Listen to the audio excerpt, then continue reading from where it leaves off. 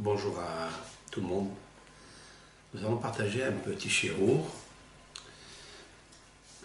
qui, jusqu'à présent, n'est pas bien développé, n'est pas bien décortiqué. Et il est tellement un message important et fondamental, à savoir l'épreuve, si je dois intituler ce cours, l'épreuve et la compétition des matriarches pour avoir des enfants. Quand on réfléchit à la lecture des textes sacrés de notre Torah, dans toute la paracha de Toldot, c'est-à-dire, ou de Vayetse plutôt, lorsque Yaakov Avinu arrive donc chez Lavan, il le reçoit bien, Yaakov se méfie de cet homme qui n'a de blanc, Lavan, que son nom, mais grand malin, malicieux, il essaye d'entourlouper Yaakov Avinu. Plusieurs questions se posent ici. Comment c'est possible? Comment comprendre que de Lavan vont sortir le peuple d'Israël, les tribus d'Israël, les 12 tribus d'Israël? Pourquoi l'Éternel, Hachem, a choisi cet homme pour donner naissance, grâce à ses filles, grâce à ses deux servantes, donner naissance Shifteya, c'est-à-dire le monde entier, quoi. Pourquoi Lavan?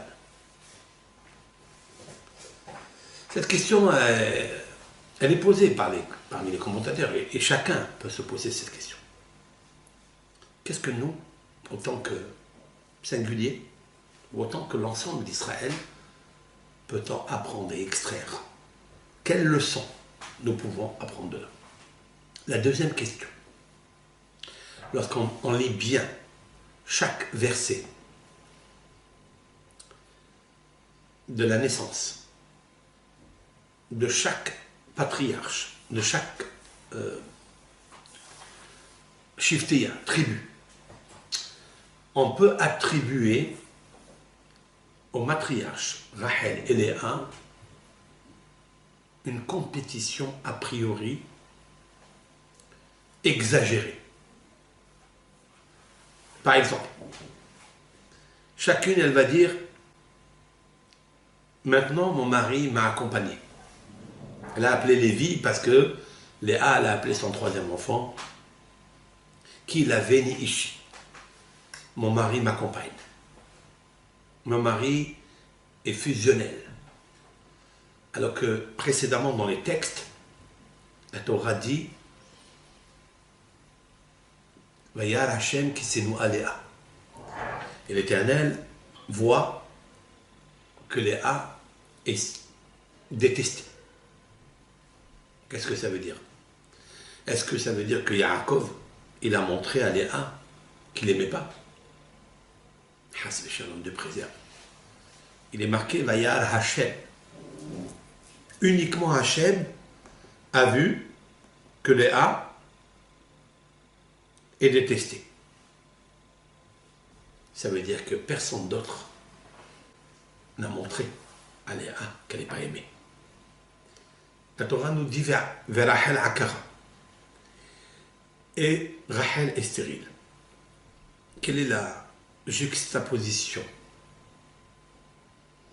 de la gêne de Léa et la stérilité de Rachel? Pourquoi les coller dans un même verset?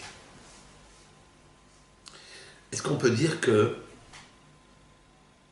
le fait que Rachel est très aimée de son mari, puisque Yaakov, à l'origine, il vient chercher comme épouse une femme. L'Éternel a dit à Yitzhak et à Rivka de demander à Yaakov de quitter Eretz Israël pour aller chercher une femme. Ils ne lui ont pas dit laquelle. il n'est pas marqué va chercher Rachel. En fait, quand Yaakov a quitté Eretz Israël, la maison de son père, pour aller chercher une femme, Isha. Quand il a vu Rachel devant le puits, il a senti que son âme était attachée à l'âme de Rachel. Et il a compris que c'était elle qu'elle est devenue sa femme. Mais ils lui ont jamais dit que ça soit Rachel. Ça, il faut le savoir. C'est clair dans le texte. Maintenant, il demande Rachel. Il travaille pour elle 7 années. Et on sait ce qui lui arrive.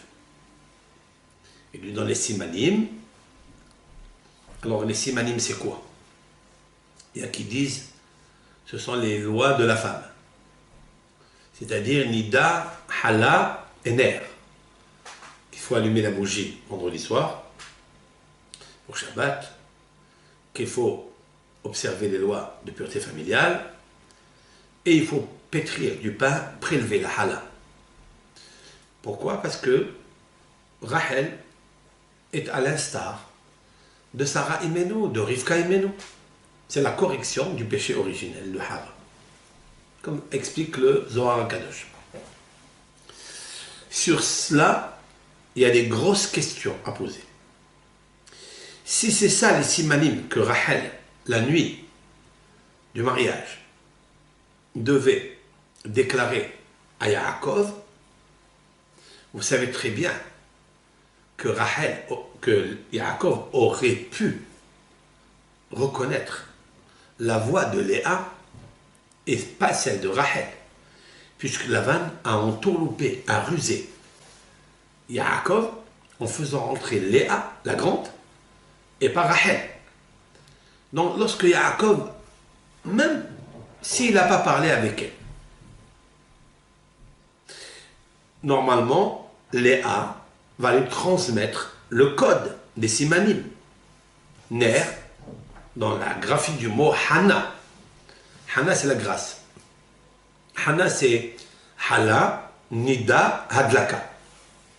C'est-à-dire la Hala, le prélèvement de la Hala, Nida, la période de Nidout, et Hadlaka, l'allumage des bougies Shabbat, avant chaque vendredi.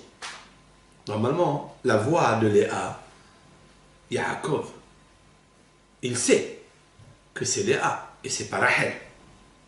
Alors comment est-ce possible qu'il ne s'est pas rendu compte?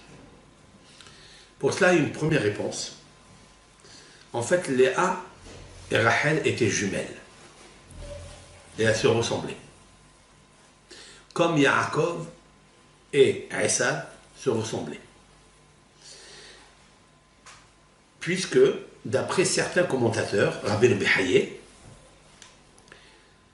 Yaakov et Esav sont nés dans la même placenta, dans la même poche.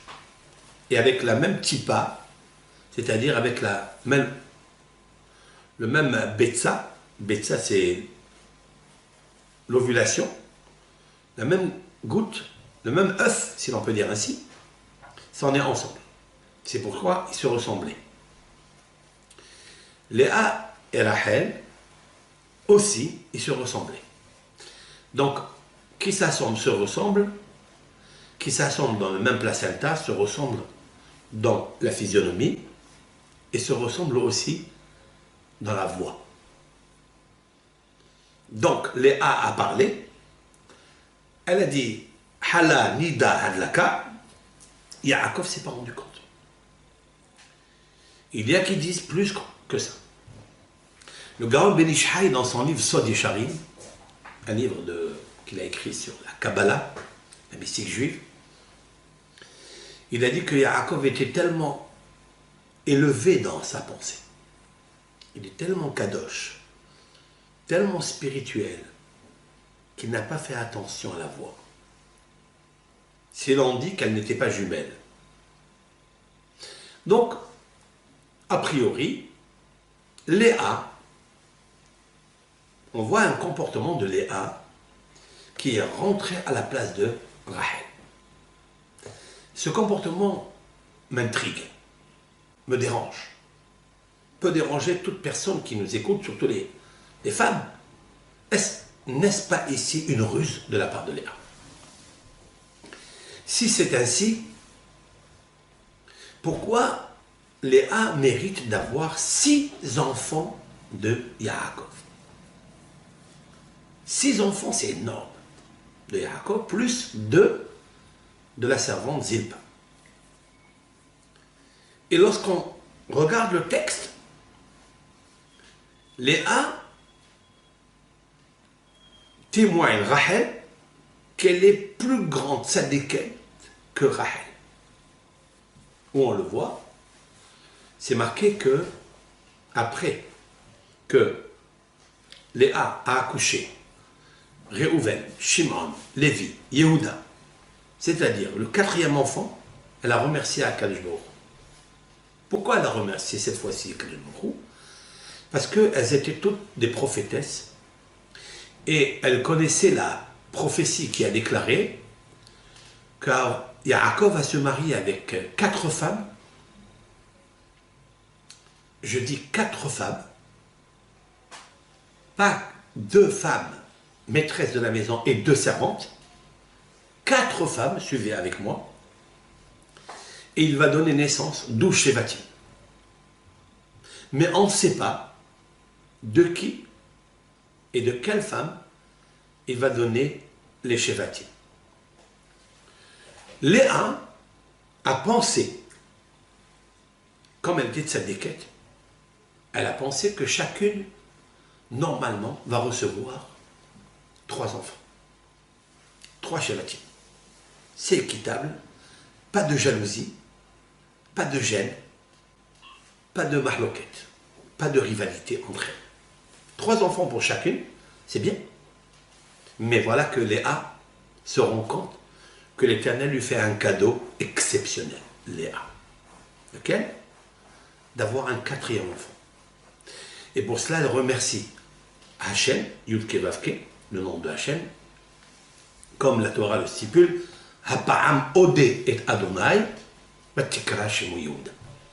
Maintenant, je vais remercier Yud-Ke Vav-Ke, la charité, la bonté, parce que c'est un bonus. C'est le nom de charité associé à la Mida du Hesed, qui confère un cadeau gratuit. Bien sûr, il n'existe pas de gratuité. Par l'effort que Léa a fait, Hachem Yitbarach l'a gâté par l'enfant qui va être le 4e. C'est pourquoi vous trouverez dans le nom du 4e, c'est-à-dire Yehuda, d'où est la racine de Yehudi, du juif. Il y a Yud, Ke, Vav, Ke, il y a 4 lettres du tétragramme, le nom de Dieu, plus la lettre Dalet, qui veut dire 4. 4, le 4e enfant. Comme ça, quand elle voit Yehuda, quand elle va allaiter Yehuda, elle va l'allaiter et elle va imbiber en lui la puissance du Melech HaMashiach. C'est-à-dire, Hakadosh Baruch Hu, il est avec lui. C'est la raison pour laquelle vous trouverez des centaines de versets de mots dans la Bible. Comment David Amelech, descendant de Yehuda, puisque dans le Dalet, qui est le 4e enfant, il y a le Dalet, la lettre Dalet qui veut dire David, naîtra de qui? De Yehuda. Et il sera le Melech HaMashiach. Et c'est lui, j'allais ajouter quelque chose, qui ouvrira la porte, le Dalet, qui est la porte cette fois-ci, du Beth Amikdash, à Gimel, le 3e Beth Amikdash, David Amelech. Même s'il n'a pas eu le mérite de le créer, le premier Beth Amikdash, pourquoi? Parce que l'Éternel lui a pas reproché, mais il lui a dit qu'il ne pouvait pas à cause de Yadera Damim Maléo. Ta main est remplie de sang. Ça veut dire quoi? David Amelech allait faire la guerre. il était tellement fort physiquement. Il faisait la guerre et il a dit dans les psaumes Erdof Oivai Ve'asigem, je vais poursuivre mes ennemis, je vais les atteindre, Velo Ashuv Ad Kalotam. Et je ne reviendrai pas jusqu'à ce que je les extermine. David Ameller a combattu les ennemis idolâtres, les ennemis de Dieu.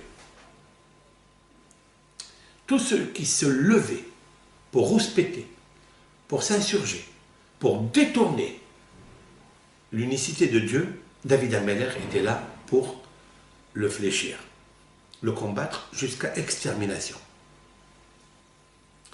C'est vrai que c'est une grande mitzvah. Mais le fait qu'il a versé du sang, il ne peut pas construire le Beth Amikdash. Mais, dans ce texte que je viens de citer, il est marqué Velo Ashuv Ad Kalotam. Ça veut dire que je vais revenir un jour, après épuration bien sûr, de son être, dans Melech HaMashiach, et c'est lui qui construira le Beth Amikdash, et sans la guerre, sans faire de guerre. Les armes, on va les poser. Le Mashiach va éliminer le méchant uniquement par les Tehilim. Ou Beshevet Piv, ou Berwah Piv, Yamid Racha. Comme il est marqué dans Ésaïe, c'est marqué dans Yeshaya, concernant le Mashiach, une des qualités principales, fondamentales qu'il aura, c'est qu'avec la laine et le souffle de sa bouche, il tuera le méchant. Comment? Avec le cantique des cantiques, et avec l'Ecclésiaste, et avec les proverbes, et surtout avec les Tehillim. C'est la raison pour laquelle David Amelech, il a dit Va'ani Tefila. D'où ça vient ça? De Yehuda. D'où vient Yehuda? De Léa. Ce remerciement que Hachem a donné à faire à Léa va te transformer lorsqu'elle a allaité son petit bébé, qu'elle a reçu cadeau. Elle allaitait, elle lui disait, tu vas chanter à Akadosh Baruch Hu. Tu vas remercier Akadosh Baruch Hu.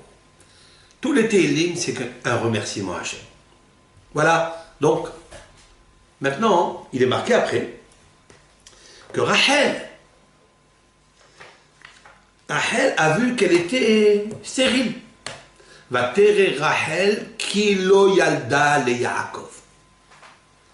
Elle a vu Rachel qu'elle ne donnait pas naissance de bébé, d'enfant, à Yaakov. Va tiqane Rachel ba'ahota.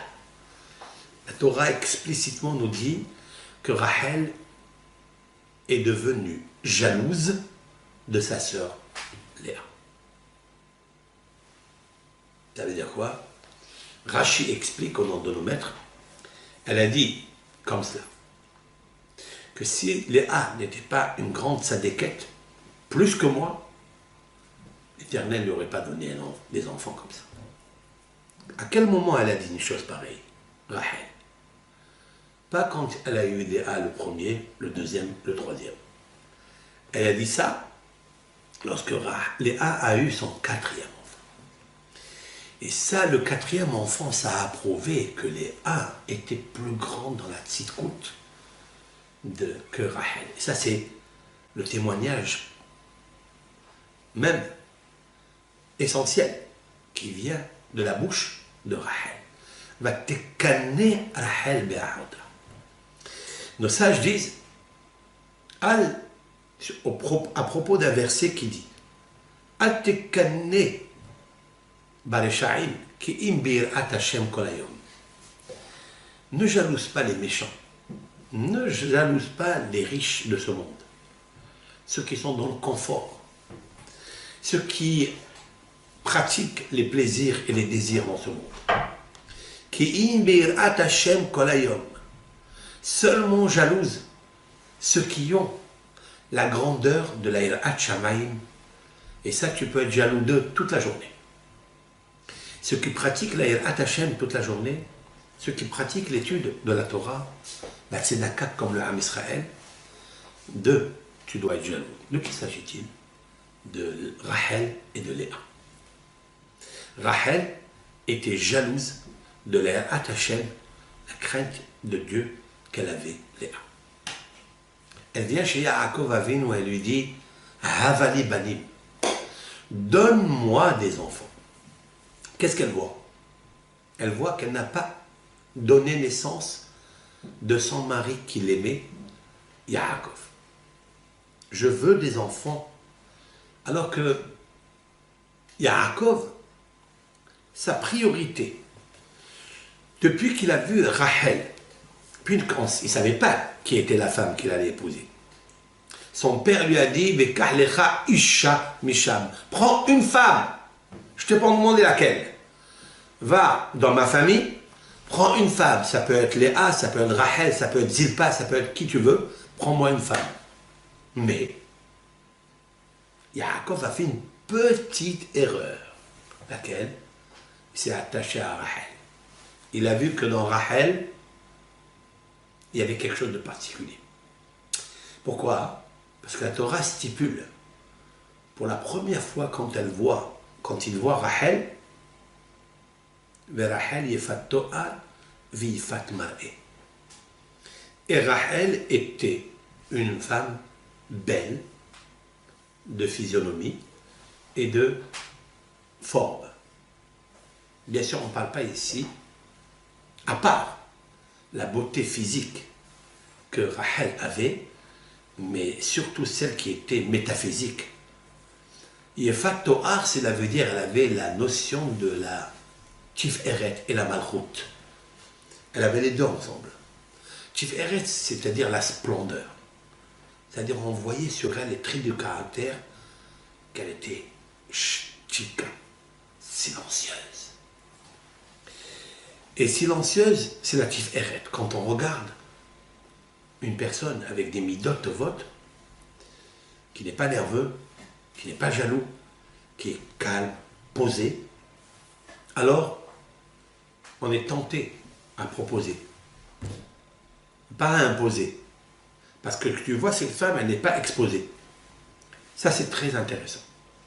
Il avait en même temps une reine. C'est peut-être la recette. Quand un garçon il rencontre une fille, immédiatement, qu'est-ce qu'on doit voir? La tsniout du caractère. La shtika. Et c'est ça, la femme, qui va en fait lui donner les 12 shevatim. Yaakov, il s'approche devant la vanne, il lui dit, j'ai travaillé cette année, écoutez, il lui dit, Hava et ishti. Hava, c'est quoi Hava? Donne-moi ma femme, ve'avoa elea, et donc je vais me marier avec elle, kimal ou yamai, puisque j'ai rempli mes jours. 7 années de travail, maintenant, tu me donnes ma femme. Tous les méfarchim, tous les commentateurs se posent la question comment Yaakov Avinu peut sortir de sa bouche. Alors, une parole, donne-moi ma femme pour que je pratique le devoir conjugal avec elle, hein, dans le texte, comme ça c'est marqué dans la Torah. Alors qu'un homme simple ne parle pas comme ça à son beau-père. C'est une pudeur, ça? La réponse se trouve dans le mot Hava, donne. La valeur numérique de Hava, He, Bet, He. He, 5, Bet, 2, He, 5, ça fait 12. Donne-moi ma femme avec laquelle je vais engendrer les 12 Shevatim. Ça veut dire quoi? Ça veut dire qu'il le met au courant que potentiellement Rachel est capable de donner les 12 Shevatim toute seule. A priori, il y a une question ici. Voilà que la prophétie disait que Yaakov allait prendre 4 femmes et qu'il a engendré d'elles les 12 Shevatim. Mais on ne sait pas combien de chacune. Qu'est-ce que fait Yaakov? Quand il voit Rachel, il veut pousser leur Il veut pousser la névoa, il veut récuser la névoa pour engendrer les 12 Shevatim uniquement de Rahel. Pourquoi? Parce qu'il y voit en elle des midotes, des caractères sacrés, très fins, perfectionnés. La Tiferet, Yefat Toar, Vifat Mar'e et la Malrout, la royauté. Il dit, qu'est-ce que je veux? Je veux le Kohen Gadol, je veux le sortir de la Malrout. Je veux le Meler, pardon, je veux le sortir de la Tiferet, de la splendeur. Comme il est marqué dans le texte concernant le Kohen Gadol, Begadim le Tiferet, que Moshe a habillé Aaron des vêtements de splendeur. Comme le Kohen Gadol, quand il sortait le jour du grand pardon, il sortait du Heichal, du Kodesh HaKodashim. On dit Ashrei Ayin, heureux l'œil qui voyait la splendeur des vêtements et du visage du Kohen Gadol en sortant du Saint des Saints. Yaakov Avinu, il a dit, qu'est-ce qui va sortir de Rahel? Tiferet, c'est-à-dire la maison des Lévites, la maison des Kohanim, les rois d'Israël, Yehuda, David, Shlomo, Peretz, Zara, peuvent sortir de Rahel. Donc il a dit, Hava Tishti, je veux que celle-là, je ne veux pas autre chose.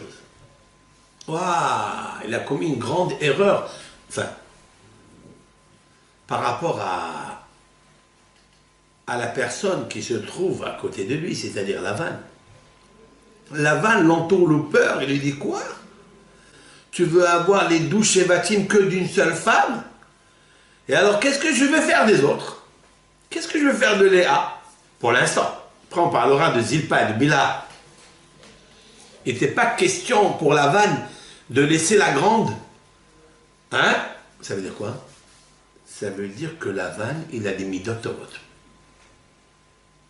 Lavan est quelqu'un, c'est vrai, que pour les étrangers, le Midrash a donné la raison pourquoi elle s'appelait Lavan, parce que Lavan, ça veut dire blanchir.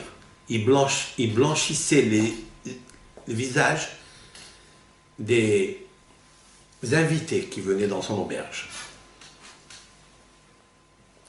Et là, ce même Lavan, il est devenu tout blanc. Quand Yaakov, il lui dit, je veux engendrer de ma femme pour laquelle j'ai travaillé 7 années, parce que les 7 années configurent les 7 séphirotes, Hesed, Gevura, Tiferet, c'est-à-dire la bonté, la charité, la Gevura, la justice et la rigueur, le sérieux, la Tiferet, la splendeur, c'est-à-dire l'harmonie, puis Netzach, la victoire et l'éternité, Hod, la beauté, Aaron, et je veux faire sortir le Yesod, c'est-à-dire Yosef, qui est le fondement, le Brit Kodesh, c'est-à-dire la Tzniut dans les yeux, dans la Machava, dans le Brit Kodesh, et la Malchut, je veux sortir Yehuda et David Amer. Voilà. Lavan, quand il a entendu chose pareille, il est devenu blanc. C'est-à-dire que le rouge est parti et il est devenu blanc. Il a dit comment? Ça ne marchera pas chez moi ici. Puis qu'est-ce qu'il fait? Il appelle Léa. Il lui dit c'est toi qui rentreras à la place de Rahel. Et c'est ce qu'il a fait. Puis le matin, quand Yaakov il se lève et il voit Vehiné il est il voit Léa, mais il lui dit rien du tout. Parle pas. Pourquoi il parle pas? On oublie les Midrashim. Le Midrashim, c'est vrai qu'il est marqué dans le Midrash que Yaakov s'est mis en colère sur Léa, qu'elle lui a menti, qu'elle l'a rusé, qu'il ne s'attendait pas à ce que Léa le ruse. Alors il lui dit, pourquoi tu m'as fait ça? Et Léa de lui répondre, d'après le Midrash, et toi, qu'est-ce que tu as fait à ton grand frère? Tu n'es pas rentré à sa place pour subtiliser à ton grand frère les malachot? Et c'est là où Yaakov s'est calmé. Mais le Midrash dit qu'il était tellement en colère qu'il voulait maudire Léa. Et Yaakov s'est abstenu parce que Yaakov, il sait que rien dans ce monde. On vous a pris votre place. On a pris la place de Léa, de Rachel. Léa prend la place de Rachel. C'est sûr et certain que c'est une Hachamay. De la même façon que l'Éternel t'a laissé à toi, Yaakov, de rentrer habillé avec la parole, avec les vêtements de Esav, et le ciel t'a aidé pour prendre les brachot, il faut que tu saches, Yaakov, et il le sait, il est le fondement de tout, du bitachon b'Hashem, il sait que la émouna, que tout vient de Hakadosh Baruch Hu, il n'y a personne qui te prend quoi que ce soit. Donc il s'est dit, c'est sûr et certain, Vehiné Idéa. Ça veut dire Vehiné. Et voici Léa. Vehiné, ça veut dire c'était clair pour lui. Comme il est marqué Vehiné Halom. Vehiné Shelosha Anashim. C'est quoi Vehiné? Vehiné, ça veut dire d'une façon claire, translucide. Il était clair pour lui que Léa est aussi sa femme, sa première femme, qu'il aura avec elle 4 enfants pour l'instant. Le ciel, il l'a guidé pour prendre cette femme. C'est pour ça on trouve dans la Torah aucun mot qu'il a dit Yaakov à Léa. Maintenant, les cartes ont complètement changé. Ça n'est plus la même donne. Il y a ici quelque chose chez Yaakov Avinu, il ne comprend plus rien du tout. Il commence à réfléchir, pas comme lui il voulait, et pas comme Rachel elle voulait. Et puis Rachel, quand elle voit que Léa a reçu pas seulement 3 enfants, comme il était écrit dans la niveau 1, elle a reçu un 4e enfant, et quel enfant qui porte le nom de Dieu lui-même. Ça veut dire, c'est un Meler, c'est un roi, comme Hachem Meler. Dans Yehuda, chaque Yehudi, il faut le savoir, que tu dois prendre ton mari et lui dire tu es un roi. Parce que tu as ton prénom, c'est vrai, mais tu es aussi un Yehudi dans Yehuda, dans le nom de Dieu est inscrit dedans. C'est pourquoi, en fait, le nom du juif qui est Yehuda, Yehudi, il est détesté. Il n'est pas aimé. Pourquoi il n'est pas aimé? Par les nations, par les idolâtres. Parce qu'il incarne le nom de Hachem, l'unicité de Dieu. C'est pourquoi un juif, il doit unir par l'unicité de Dieu tous ses travaux, toutes ses midotes, tout son moussard, tous ses gestes, toute sa charité, toute l'étude de la Torah qu'il pratique, les mitzvot qu'il pratique pour l'unicité de Dieu. Quand il arrivera à cela, avec bien sûr l'unicité des bergers d'Israël, les grands d'Israël, lorsque tous les courants sont branchés, alors toutes les nations viendront en courant pour prendre des cours du Melech HaMashiach, qui lui sera celui qui est, comme Yaakov Avinu, la symbiose de la vérité, l'harmonie entre le corps et entre l'âme, entre la main droite qui est la noblesse d'Avraham Avinu et la faiblesse, la rigueur, la justice, c'est Yitzhak Avinu.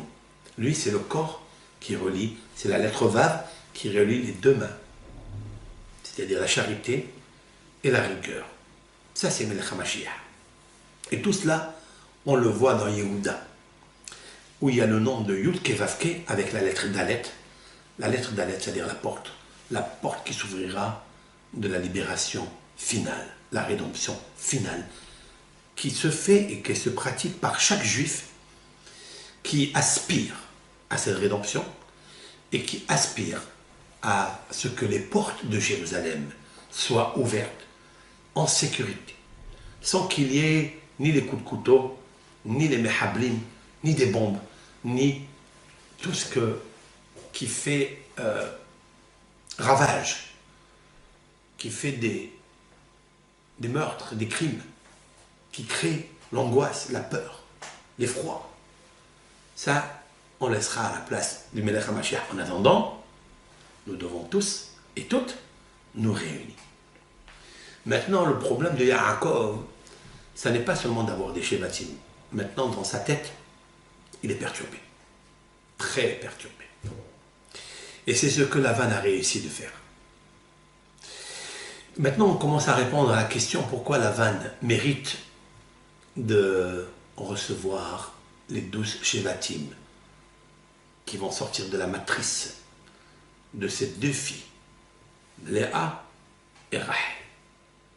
Sauf que Lavan a dit quelque chose à Yaakov. Il n'y a pas la coutume chez nous de donner la petite avant la grande. C'est vrai que Lavan avait accepté le contrat de Yaakov. Pourquoi? Parce qu'il est marqué dans la Torah que Yaakov est venu chez Lavan et lui a dit « Je veux Rachel, Bitecha, ta fille, Haketana, la petite. » 3 conditions. Je veux Rachel. Ne me donne pas n'importe quelle Rachel, celle de la voisine, celle de ton copain, celle de ta soeur, de ton frère. Donne-moi Rachel, Bitecha, ta fille. Tu vas me dire, j'en ai d'autres. Tu peux me fourguer Léa en l'appelant Rachel, ou Zilpa en l'appelant Rachel. Non, Haketana, la petite. Je veux la petite. Et il a accepté. Il lui a dit, Tov titi ota alach, mititi ota lei shaher. Sheva imati. Il lui dit, il est préférable de te la donner à toi que de la donner à un autre homme. Toi, depuis que tu es venu chez moi, dès que tu as foulé les pieds dans ma maison, j'ai commencé à avoir des garçons, alors qu'autrefois j'avais que des filles. Il a commencé à avoir des garçons, puisque la Torah va parler après des garçons de Lavan. D'où il les a eus? C'est quand il est venu Yaakov. Yaakov avec nous est porteur de Beracha. Beracha, c'est la valeur numérique Zachar. Zachar, ça veut dire garçon, mâle. Ça, c'est Yaakov.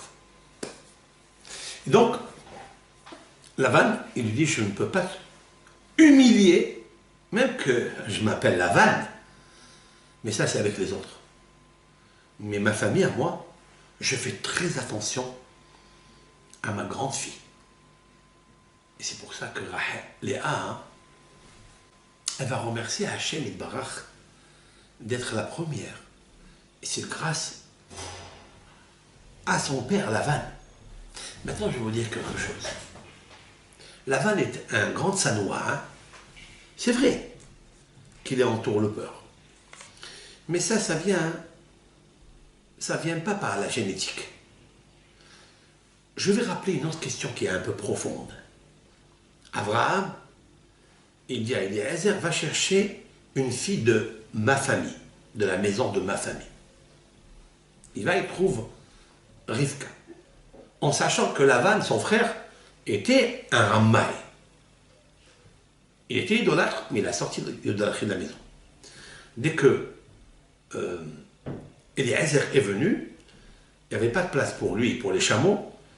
Il est marqué dans le Rashi, dans le Midrash, qu'il a fait sortir toutes les statues qu'il y avait dans la maison pour faire rentrer Eliezer et ses hommes et les chameaux.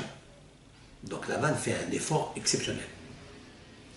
Mais la question est de savoir, mais comment ça se fait que Lavan, parce que ce monsieur, Eliezer, il a des chameaux, il a vu les bracelets, les boucles d'oreilles, ou des boucles à nez, sur Rivka, sa sœur, alors il est devenu tzaddik?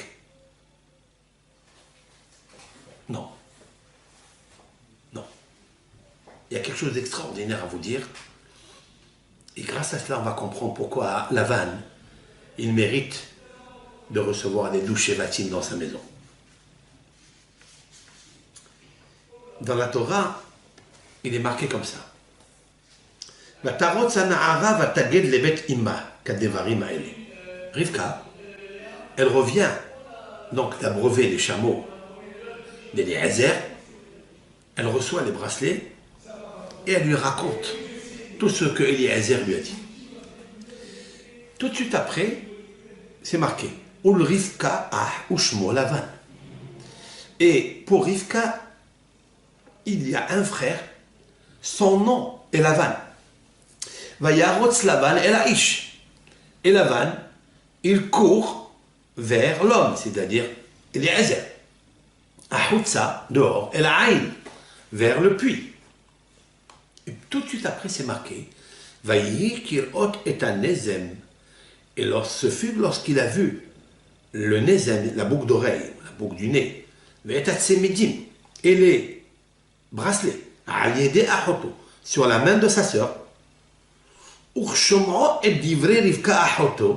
lorsqu'il a entendu les paroles de Rivka, sa sœur, les morts, en disant ainsi a parlé avec moi cet homme, Vayavo el Aish, il vient vers l'homme, il y a ici un désordre total dans le texte. Qu'est-ce qui est marqué? Il y a une question qui se pose ici, et je la dis au nom de Rabbi Haim Ben Attar, l'auteur du Or HaHaim HaKadosh. Et à Rivka, il y a un frère, Ushmo, son nom est Lavan. Rabbi Haim Ben Attar demande une question. Il est connu dans tous les textes de la Torah. Lorsque la Torah elle parle des tzadikim, elle dit d'abord Ushmo, Lavan. Et il s'appelle Lavan. Par exemple, Ushmo Boaz. Et son nom est Boaz. Dans plusieurs textes, elle devance d'abord le nom et après elle dit le nom. Ushmo, il s'appelle Boaz. Et chez les Rishaïm, c'est marqué d'abord le nom et après on dit il s'appelle. Plusieurs textes comme ça. Et là, ici la Torah, elle a complètement changé. Et elle a appelé Lavan Tzadik. Ushmo Lavan. Comme Ushmo Boaz, Ushmo Avraham, Ushmo Yitzhak. Il fallait dire d'abord Lavan Shemo. Et Lavan est son nom. Rabbi Haim Ben Attar relève cette question sur le texte de la Bible. Si Moshe Rabbeinu, il a écrit Ushmo Lavan, ça veut dire qu'il y a ici quelque chose à retenir de Lavan. Quoi? Vayaros Lavan el Aish. Et Lavan court vers l'homme. Ahutza. Ça veut dire quoi? Il dit Rabbi Haim Ben Attar, il était en train de voir que sa sœur, elle est arrivée, c'est vrai, mais il n'a pas regardé sa sœur. Juste il a entendu que sa sœur a dit à sa mère, tel et tel bonhomme, je l'ai rencontré, voici ce qu'il m'a dit, voici cela, voici cela. Lavan, il était en train de surveiller Eliezer qui parlait avec sa sœur, et ce n'était pas de sanoua de la part de Eliezer. Comment ça se fait qu'un homme, il parle avec une femme comme ça, tête à tête? Qu'est-ce qu'il lui raconte? Est-ce qu'il ne va pas l'entourlouper? Est-ce qu'il ne va pas lui faire des mauvaises choses? La tsniout de Lavan. C'est la raison pour laquelle la Torah elle a dit qu'il s'appelle d'abord Shemo, après Lavan. Comme les tzadiki. Parce qu'on a remarqué en lui une midat tsniout. Vous écoutez? Rabbi Haim Ben Attar. Après, c'est marqué. Quand il est revenu à la maison, il ne sait pas de quoi elle parlait avec lui. Mais lui, il les a surveillés. Qu'il lui fasse aucune mauvaise chose. Après, c'est marqué Vayi kirot et un nezem. Quand il a vu le nezem, et qu'il a vu, par exemple, la boucle d'oreille, et il a vu les bracelets sur la main de sa sœur, Et quand il a entendu les paroles que cet homme a dit à sa sœur, qu'elle racontait à ses parents, il a dit, tiens, c'est sûr et certain qu'il n'a rien fait. Et quand il s'est assuré qu'il ne lui a pas proposé des choses négatives, c'est là où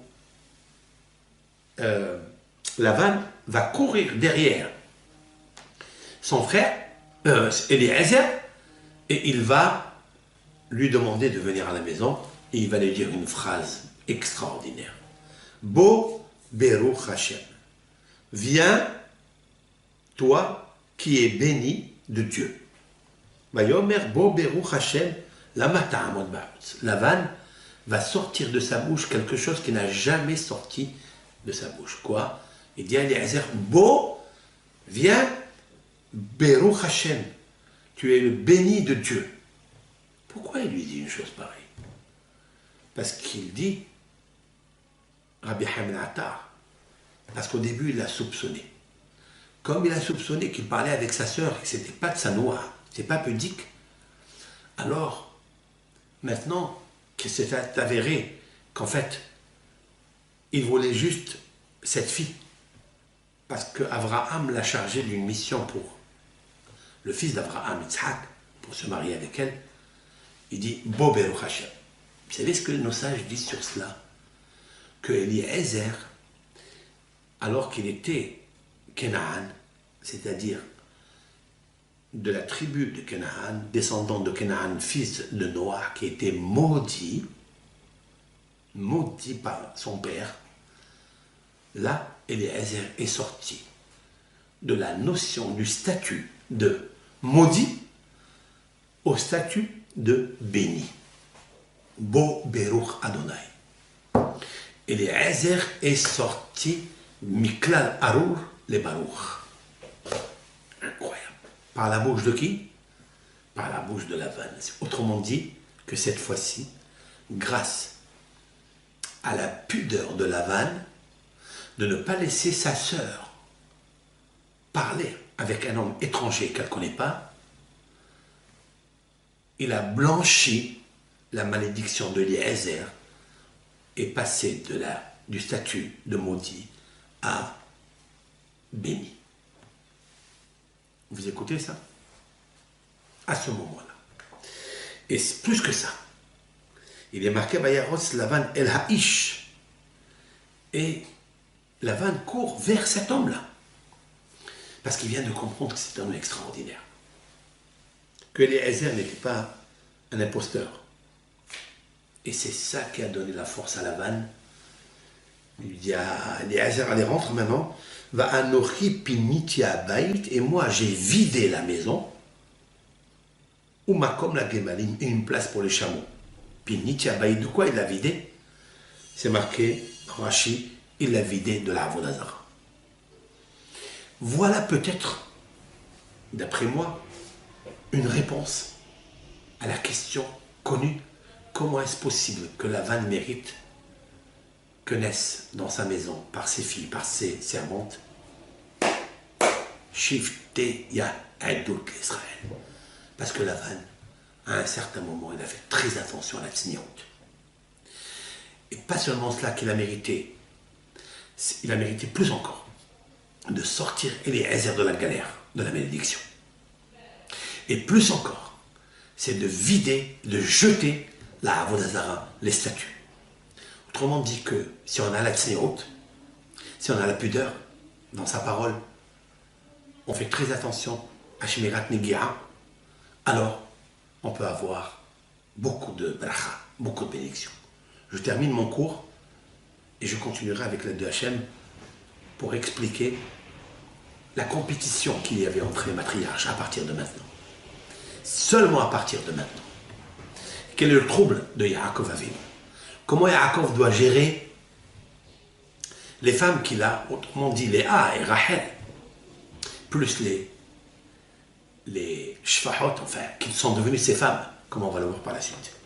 Avec l'aide de Hachem, nous allons continuer la deuxième partie de l'explication des épreuves et de la compétition qu'il y avait entre Rachel et Léa pour construire le peuple d'Israël.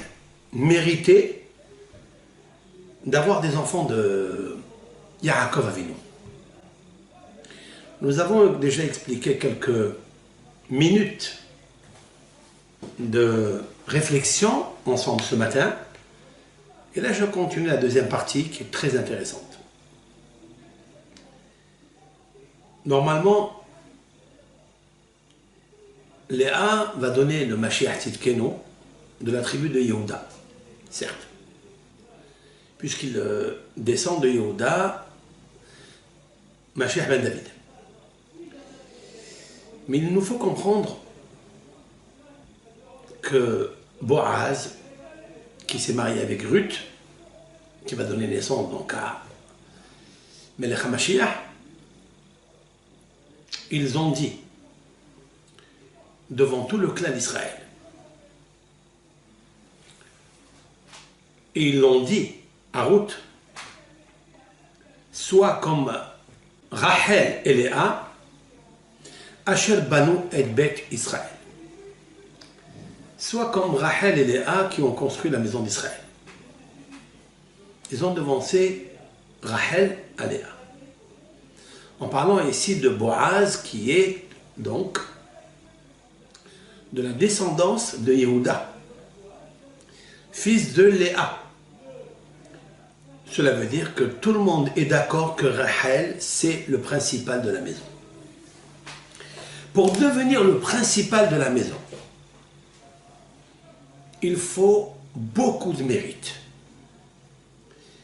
Quel est le vrai mérite de Rachel et quel est le vrai mérite de Léa? Il y a des textes ici dans la Torah qui sont très difficiles à comprendre. Très très difficiles à comprendre et nous allons ensemble éplucher les textes de la Torah parce qu'il est marqué comme ça. Va terrer Léa qui amda miledet. Et Léa a vu qu'elle a arrêté de donner des enfants. Va tikah et zilpa shivhata. Elle a pris sa servante Shivhata, Zilpa. Va titen otah le Yaakov le Isha. Et elle a donné à Yaakov les Isha comme femme. Cela veut dire quoi? Que Léa, non seulement qu'elle avait déjà des enfants de Yaakov, puisqu'elle en avait 4, elle a pris Zilpa, sa servante, pour construire de Yaakov encore d'autres enfants, des Shvati. Eh bien, elle a pris sa servante, alors qu'elle n'était pas obligée de le faire. Il y a quelque chose d'extraordinaire ici que plusieurs Mefarshim n'ont pas fait attention. C'est que Zilpa est la Shivha de Léa, et elle n'a pas donné à Yaakov comme concubine. La Torah nous dit Vatiten ota le Yaakov le Isha, c'est-à-dire qu'il y a eu un mariage entre Yaakov et Zilpa, la servante de Léa. Là, c'est un geste exceptionnel, unique de la part de Léa. Alors qu'en fait, elle n'avait pas besoin de le faire. Si ce n'est que pour avoir encore des mérites de construire la maison d'Israël, de Yaakov. Donc elle a eu un enfant, Vatelet Zilpa, Shivhat Léa, et Yaakov Ben. La Torah nous dit quelque chose d'extraordinaire. Et la servante de Léa a accouché à Yaakov un enfant. Va Tomer Léa, et elle dit Léa, Bagad. Bagad, ça veut dire mon mazal est venu. Vatikra et Chemo Gad. Et elle l'appelait Gad parce que Gad, en fait, c'est le mazal.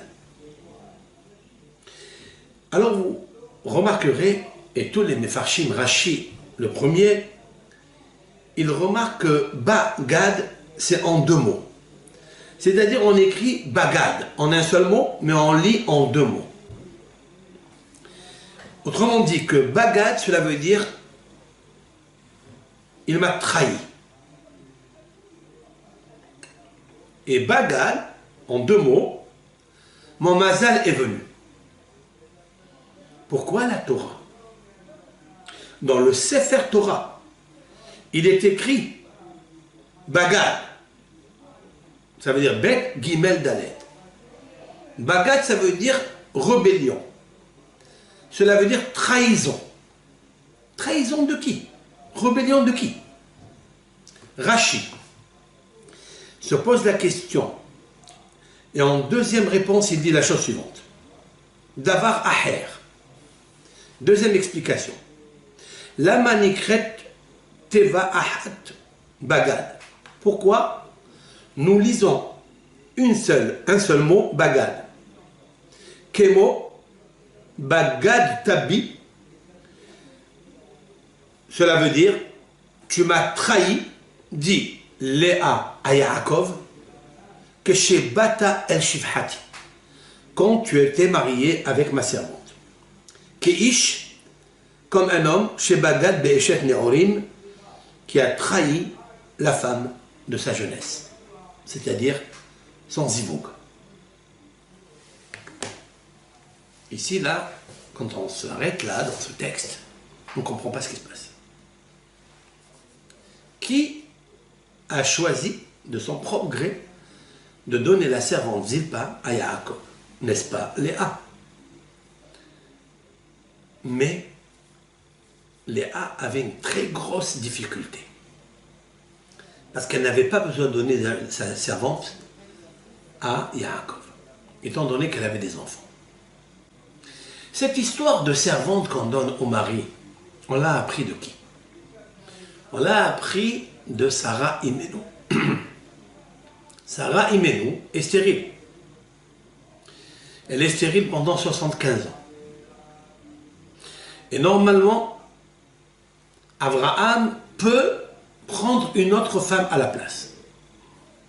Qu'est-ce qu'elle fait, Sarah? Elle prend sa servante Agar. Elle n'a pas d'enfant. Et elle dit à Abraham, prends ma servante pour que je puisse avoir le mérite, moi aussi, de me construire. Il faut comprendre quelle est la technicité, le fait de donner la servante à son mari. Elle aussi, qui est stérile, elle va avoir l'ouverture du Rehem, de la matrice, c'est-à-dire un grand miracle, et elle va avoir un enfant. Est-ce qu'on peut comprendre la technicité, comment ça marche? On voit de là quelque chose d'extraordinaire en tous les cas. Une femme, elle aime son mari, mais elle n'a pas d'enfant. Et Abraham a envie d'avoir un enfant de Sarah, parce que de là sortira le peuple d'Israël, Yitzhak, Yaakov, etc. Mais elle ne peut pas le faire. Qu'est-ce qu'elle fait, Sarah, avec sa grandeur et sa maîtrise? La maîtrise de son ego, elle va donner la servante à Abraham, mais autant que servante, concubinage, pas autant que femme. Et la preuve, lorsque Agar s'est enorgueillie d'être tombée enceinte avant Sarah, il est marqué Vate'aneha Sarah, et Sarah l'a fait affliger.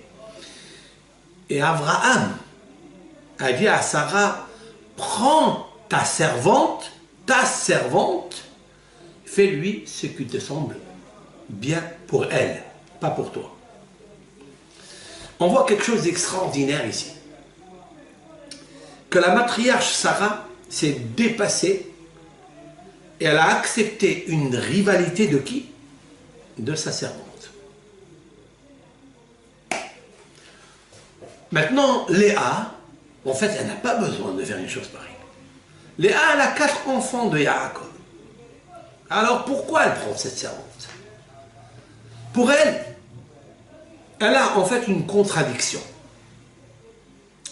Elle n'a pas besoin donc elle peut garder son kavod, son honneur, mais elle fait quelque chose d'extraordinaire pour Yaakov.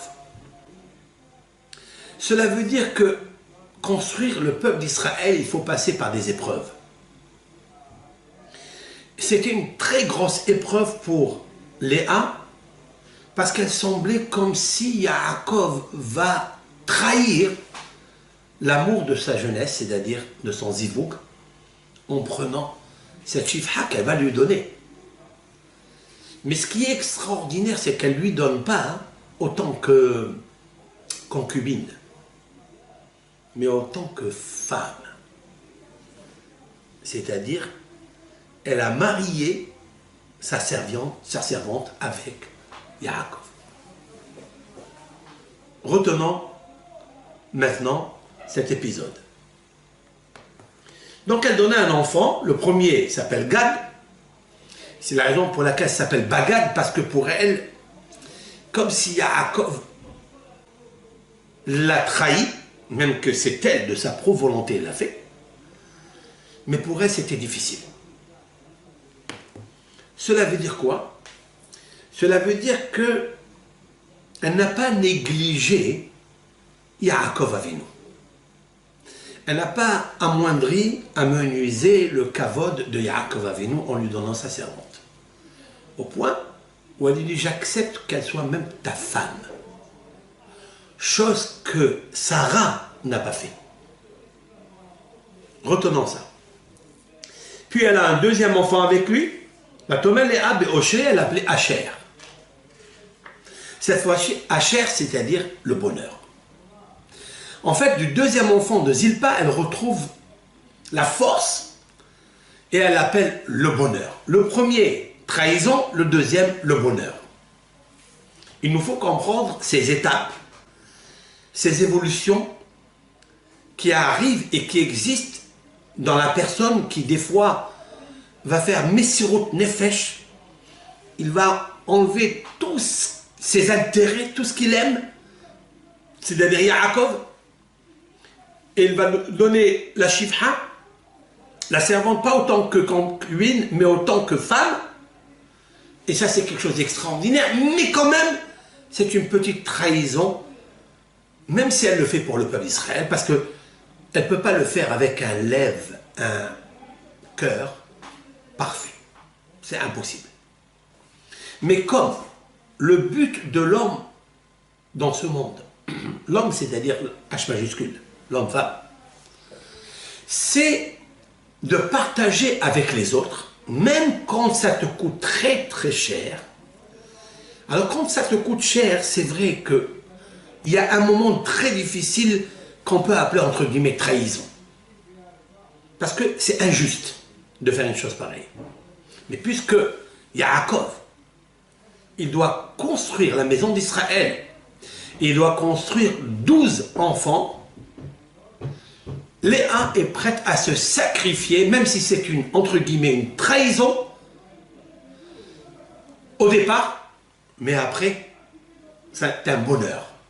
C'est pour ça, pourquoi l'Éternel, il lui a donné un deuxième enfant par la Shifha, par Zilpa, et ce deuxième, elle l'appelle le bonheur, parce que, en fait, dans la vie, toujours, quand on fait des concessions, c'est très difficile au début, comme si on a trahi sa personne, mais quand même, après on voit le bonheur. C'est un message extraordinaire que Léa nous a enseigné. Je retiens ça, pourquoi? Parce que tout de suite après, il y a l'épisode de Réhouven qui est parti dans la moisson du blé, dans la période en été, et il trouve des mandragores dans le champ.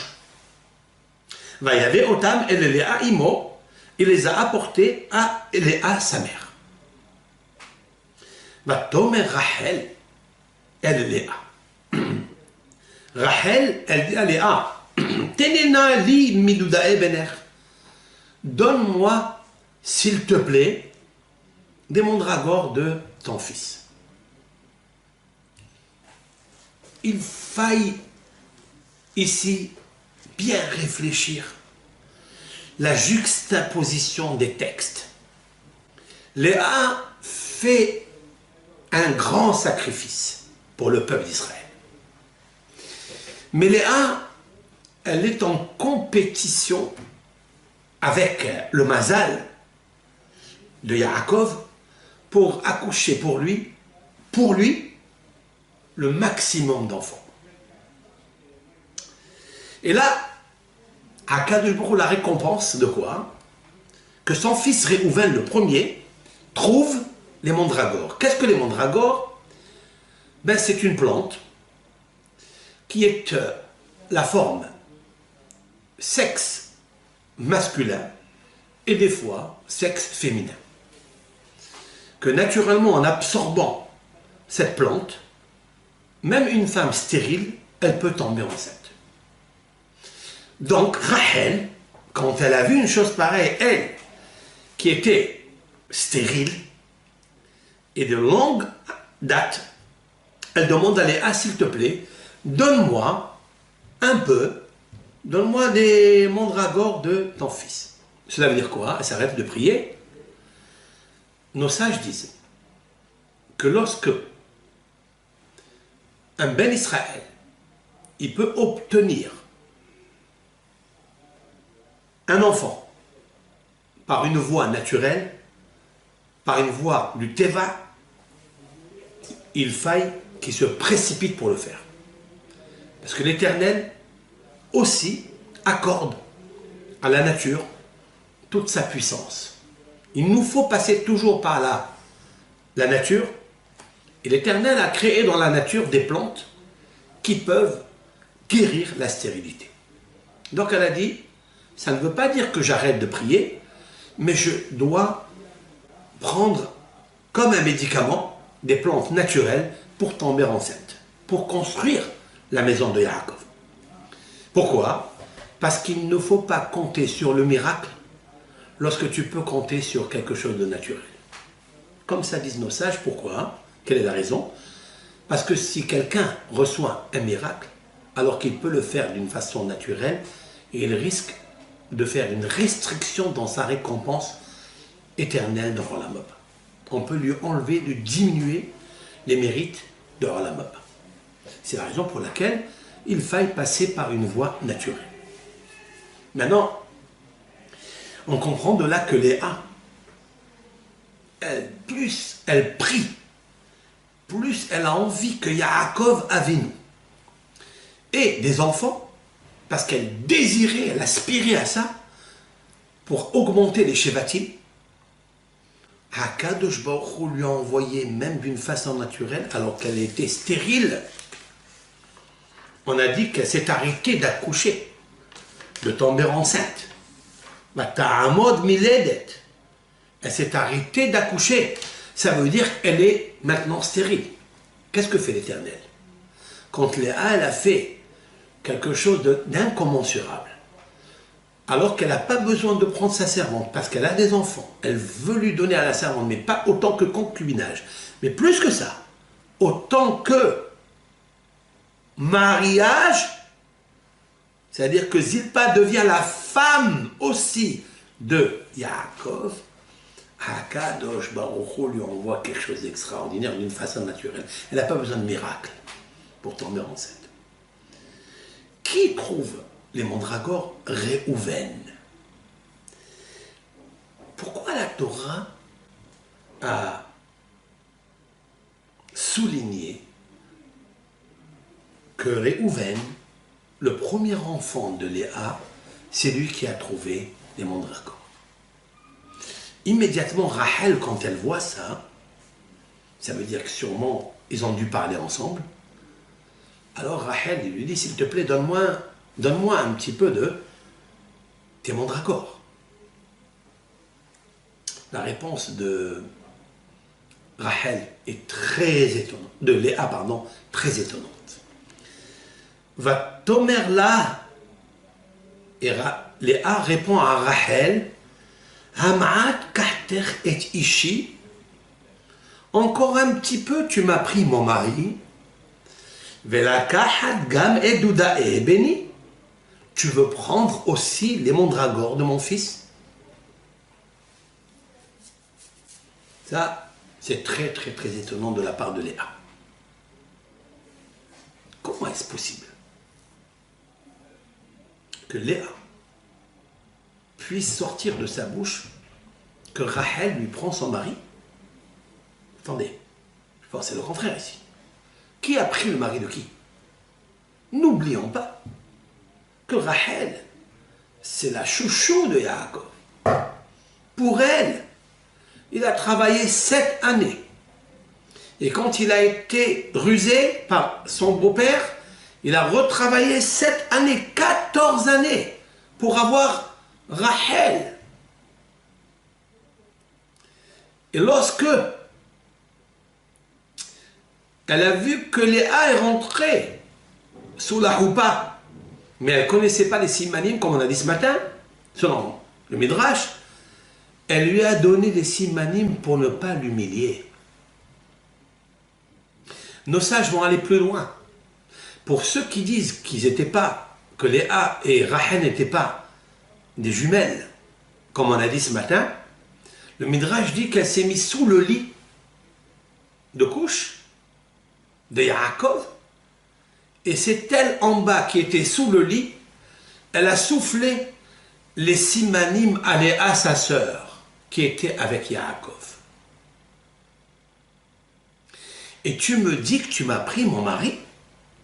C'est comme ça que cette grande sadéquette fait une compétition avec Rachel, lui fait honte.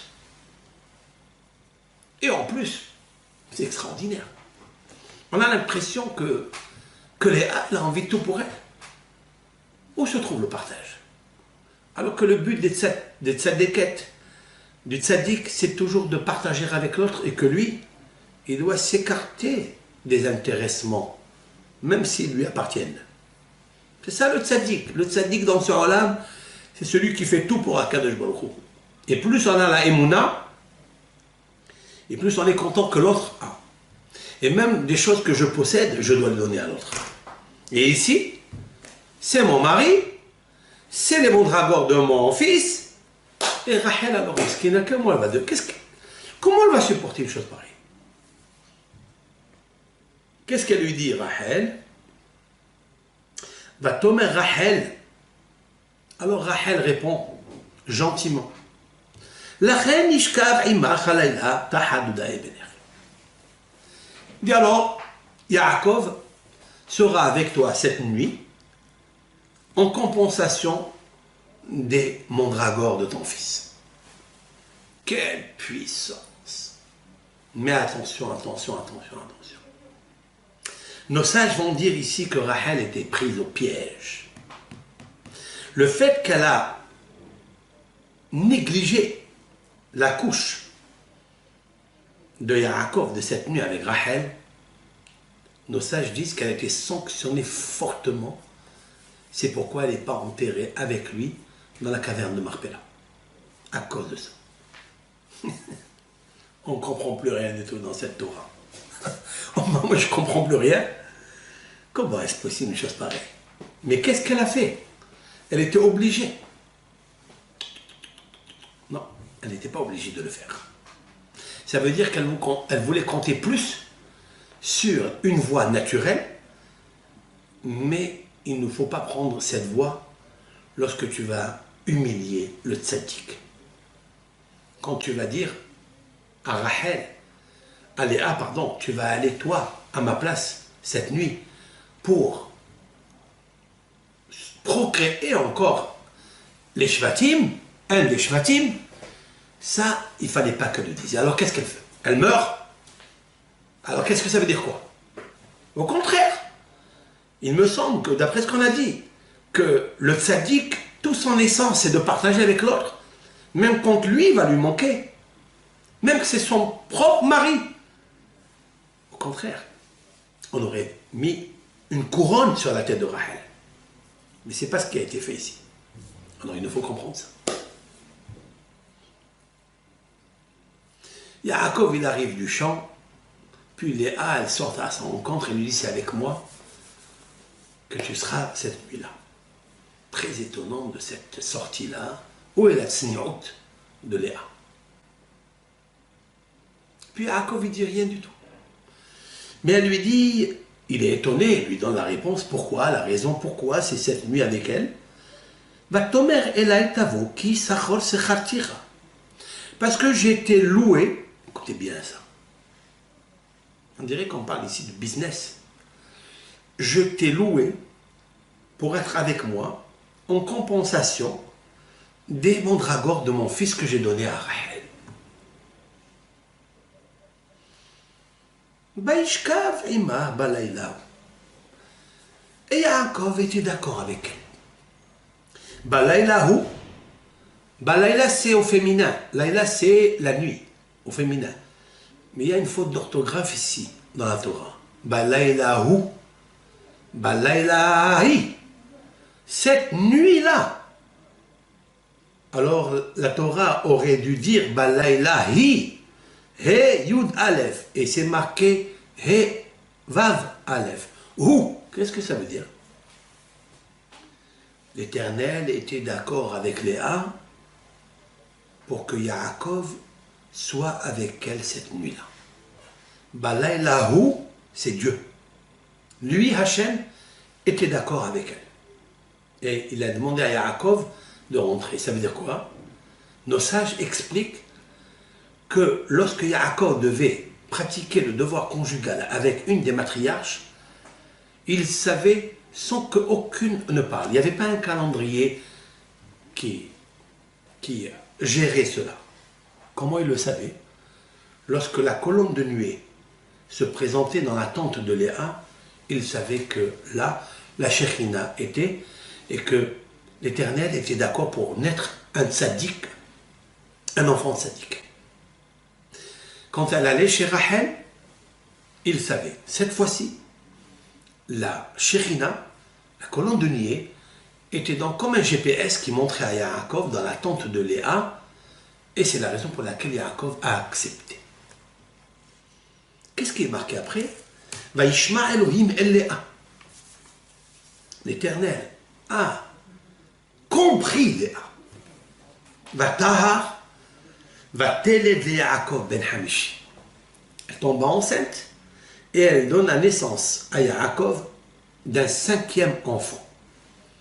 Rashi explique Vaishma Elohim el Léa. Qu'est-ce que ça veut dire qu'il a écouté Léa? Shehaïta mit'ava ou mehazeret leharbot shevatim. Parce qu'elle est aspirée. Elle avait envie de multiplier les shevatim. Qu'est-ce que ça veut dire? Je pensais que c'était une compétition. Je pensais que c'était un égoïsme. Un égoïsme. Alors, qu'est-ce que l'égoïsme et qu'est-ce que le partage? À quel moment l'égoïsme commence? À quel moment il termine? Et à quel moment le partage commence et il termine? On ne comprend plus rien du tout dans cette paracha. Et pourtant, c'est notre Torah éternelle. Mais ce qui est très étonnant, chers frères et sœurs, c'est la suite. Vatomer Léa, elle a dit Léa, elle a un 5e enfant, il faut lui donner le nom. Nathan Elohim Sechari, écoutez bien. L'Éternel a donné ma récompense de me donner ce 5e enfant. Asher natati shifhati le ishi. Parce que j'ai donné ma servante à mon mari. Vatikra shemo Issachar. Et alors elle l'appela Issachar. Et là, grosse question. Pourquoi tu l'appelles Issachar? Pourquoi? Parce que tu as donné Zilpa à ton mari il y a très longtemps que tu avais donné Zilpa à tes enfants, à ton mari. Et pour cela, tu as eu 2 enfants. Tu as eu Gad et tu as eu Asher. Comment est-ce possible qu'ici, elle relève quelque chose qui est déjà passé? Mais pour ça, elle avait trouvé les mandragores. Ces mandragores, elle les a loués, elle a loué la couche de Rachel, et elle lui dit à Yaakov, car je t'ai loué pour ce soir. Donc normalement, si on devait appeler le nom de Issachar du 5e enfant, c'est parce que ça reporte sur la location. Issachar, ça veut dire je t'ai loué, c'est pourquoi j'ai ce salaire, cette récompense. Yesh Sachar. Et là, Léa, elle nous étonne, elle dit quelque chose d'exceptionnel. Tu sais pourquoi, Hachem, tu as écouté ma prière d'avoir un 5e enfant de Yaakov alors qu'elle était stérile et qu'elle passe ici par une voie aussi naturelle que possible, que Hachem, c'est lui qui lui ouvre la matrice. Pourquoi? Parce que j'ai donné ma servante comme à mon mari. Bien sûr qu'il faille mettre la force. Quand elle dit à mon mari, ça veut dire qu'elle lui a donné pas comme concubine, mais elle lui a donné comme femme. Et c'est ça qui est très grand. Si on explique Shifhati autant que concubine, ça ne marchera pas. Mais si on dit que Léa, elle a fait un effort suprarationnel, qui est contre la nature, qui est contre l'amour de soi, pour construire le peuple d'Israël, avoir encore d'autres enfants pour Yaakov, elle-même, elle a eu un 5e enfant. Ce qui nous étonne, c'est qu'elle va avoir un autre enfant. Léa va t'élève Ben Chichi de Yaakov. Waouh! Elle a encore un 6e enfant et elle est émerveillée de ce que Dieu lui donne comme cadeau. Et pourquoi tout ça? Parce qu'elle a donné sa servante comme femme. C'est pour ça que j'ajoute ça, c'est très important. Ça veut dire qu'elle s'est surpassée. Ça, très bien pour elle. Mais en attendant, chère Léa, pourquoi tu réponds à Rachel qui n'a même pas un enfant de Yaakov? Pour comprendre cela, je vais vous dire quelque chose d'extraordinaire, encore plus. Réhouven, c'est lui qui a trouvé les mandragores, certes. Mais dites-moi, qui a donné la possibilité à Léa d'avoir le premier enfant qu'elle a appelé Réhouven? C'est Rachel. C'est normal et légitime que Rachel, quand elle voit que le fils premier, Réhouven, de Léa, que grâce à elle, elle n'a pas voulu faire honte. Léa était dans l'ennui total. Elle était détestée. Elle pleurait toute la journée. Pourquoi elle a appelé Réhouven? Pourquoi elle lui a donné le nom de Réhouven, Léa? Elle a dit Kira'a Hashem Be'oni. Parce que l'Éternel a vu ma détresse. Donc tu avoues que tu étais complètement dans le pétrin qui ne pétrit plus, dans la détresse. Et grâce à qui tu as eu Réhouven? Grâce à Rachel. C'est légitime que Rachel, elle vient chez Léa, elle lui dit donne-moi, s'il te plaît, les mandragores de ton fils Réhouven, que tu as eu grâce à moi. Qu'est-ce que lui répond Léa? Eh bien, encore tu m'as pris mon mari, je t'ai pris ton mari. La réponse est la suivante pour cette question. C'est qu'en effet, la grande, c'est qui la grande? C'est Léa, c'est vrai. Qui est vraiment, véritablement le grand? Est-ce Yaakov ou Esav? Biologiquement, c'est vrai, c'est Esav. Donc, Esav devait se marier avec Léa. Yaakov, le petit, devait se marier avec Rachel, la petite. Mais tout ça, c'est bien avant que Yaakov n'ait acheté le droit d'aînesse. Quand on parle de grand et petit, ce n'est pas de grand de taille ou biologique. On parle ici spirituel. Celui qui va servir Dieu dans le Beth Amikdash. Donc le vrai grand, c'est qui? Le vrai Bechor, c'est qui? C'est Yaakov. C'est la raison pour laquelle, en fait, d'après la halakha, d'après la loi, la prophétie a dit la grande pour le grand. Donc c'est qui? C'est Yaakov. Donc c'est le vrai mari de Léa. Et Léa ne s'est pas trompée. Et c'est pourquoi Rachel ne dit rien du tout. Elle dit bon alors ça va, je suis d'accord, c'est ton mari, Yaakov, c'est le Bechor, mais on va faire un échange. Et là, elle n'avait pas le droit de le faire. Pourquoi? Parce qu'il fallait qu'elle s'entête. Il fallait qu'elle se dispute avec elle-même, pas avec les autres, jusqu'à obtenir directement un enfant sans passer par les mandragores. Et elle ne l'a pas fait. Pour ça, elle a été punie, Rachel, à sa dimension, mais elle n'a pas peur de ça. Il n'y a pas de souci pour elle. Il ne faut pas s'en faire pour elle. Rachel, elle est très capable. C'est elle qui provoque tout cela. Je vais vous dire pourquoi. Il y a eu une très grosse discussion entre Rachel et Yaakov. Elle lui dit, donne-moi 12 enfants.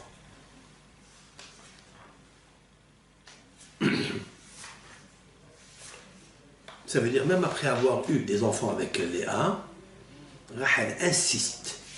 Et elle lui dit, Havali banim. Donne-moi des enfants, sinon je vais mourir. Oh, tiens, ça veut dire encore, elle est capable de recevoir 12 enfants. Ça veut dire, de là on voit que Rachel n'a pas regardé si Léa elle a des enfants de Yaakov. Si la servante de Léa, elle a des enfants. Elle a encore l'entêtement et la ténacité de ne pas perdre espoir et d'avoir 12 enfants de Yaakov. Cependant, Yaakov, il lui dit, écoute, c'est pas de ma faute si tu n'as pas d'enfants. L'Éternel, c'est de toi qu'il a fait la restriction. Il t'a empêché à toi, pas à moi. Pour ça, Yaakov, il a été puni. Est-ce qu'ainsi disent nos sages, comme ça tu réponds les femmes stériles, les femmes affligées, meurtries? C'est comme ça que tu réponds? Pour ça, il sera puni.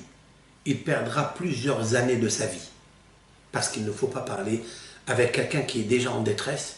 Il faut y faire très attention, kavod, du zoulat. Même que tu sois Yaakov Avinu, plus encore, parce que tu es Yaakov Avinu.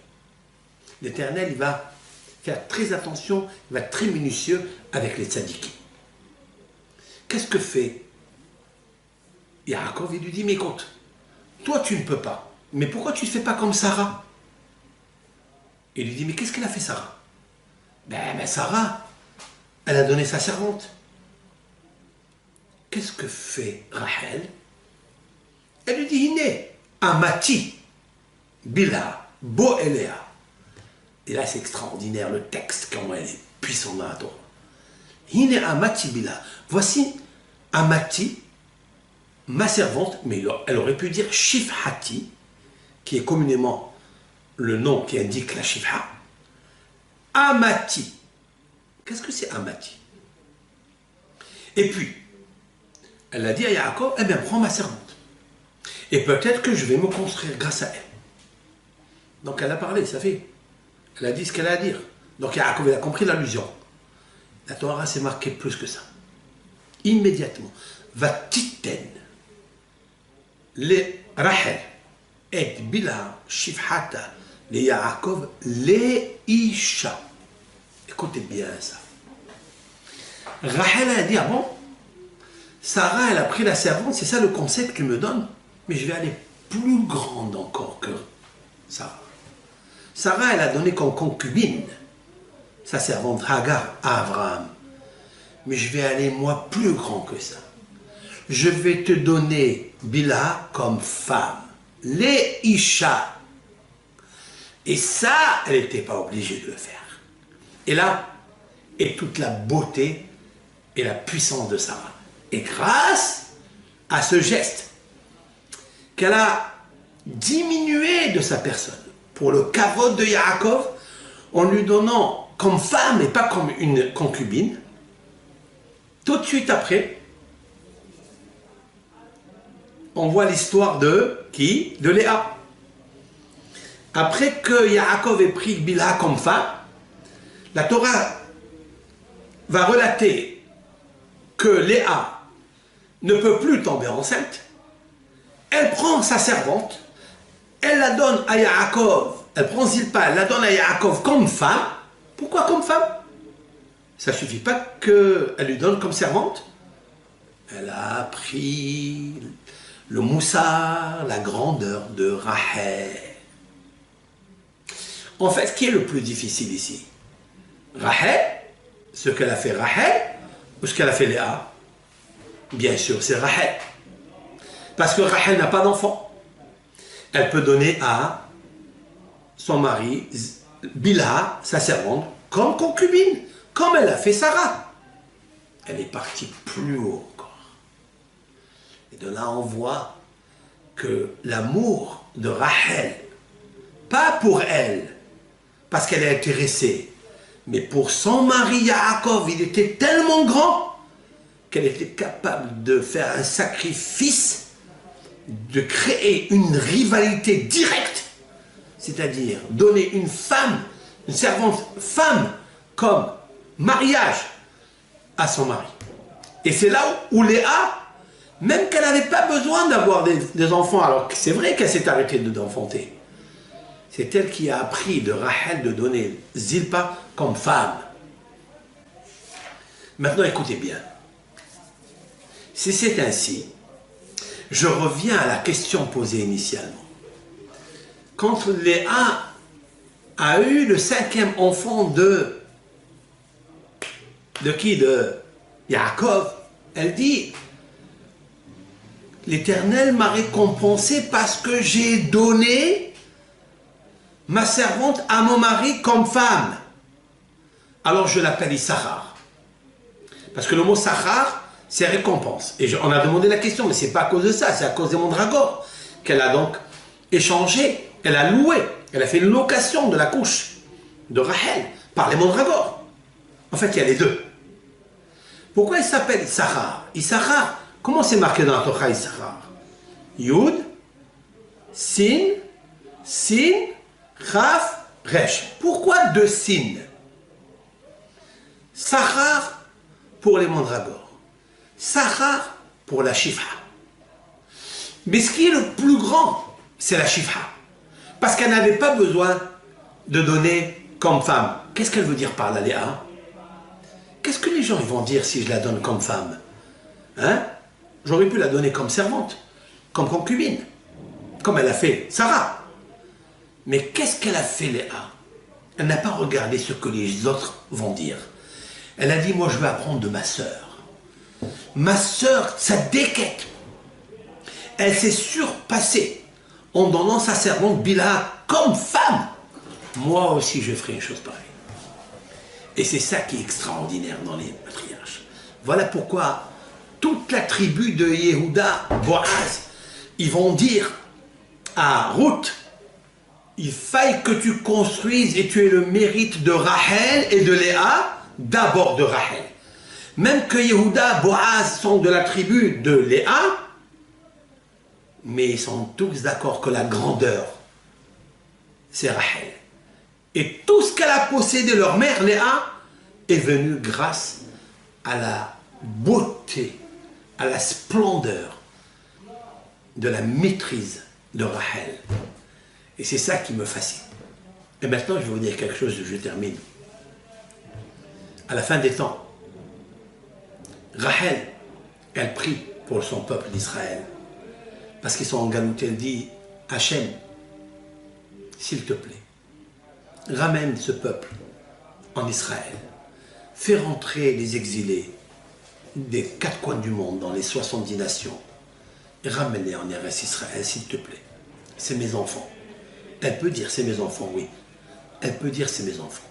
Et elle pleure, elle pleure, elle pleure. Pas pour elle. Elle n'a jamais pleuré pour elle. Elle a toujours pleuré pour Léa. Elle a toujours pleuré pour Yaakov. Pleuré de joie. Dieu lui dit, Miné, colère mi berri, ça suffit. Abstiens-toi de pleurer. Ki yesh sachar lip'o la terre. C'est un texte qui est écrit dans les prophètes. Car il y a une récompense à ton action. De quelle action s'agit-il? Ki yesh sachar, l'Éternel, je voudrais dire avec l'aide de Dieu, avec sa permission. Qui Issachar, qu'est-ce que c'est Issachar? Le fils de Léa. Tu sais pourquoi il est né? le 5e enfant de Léa, c'est grâce à toi. Parce que si toi, tu n'avais pas surmonté l'épreuve de donner ta servante Bilha comme femme, Léa, elle n'aurait pas eu ce mérite d'avoir Issachar. Et c'est ce qu'elle a dit, Léa. Je remercie l'Éternel de m'avoir récompensé, d'avoir donné ma servante comme femme. Mais d'où tu l'as appris ça? Ben, tu l'as appris de Rachel. Et l'Éternel lui dit, même celui qui étudie la Torah, qui est Issachar, un âne musclé, eh bien il viendra avec Eliaou un Navi.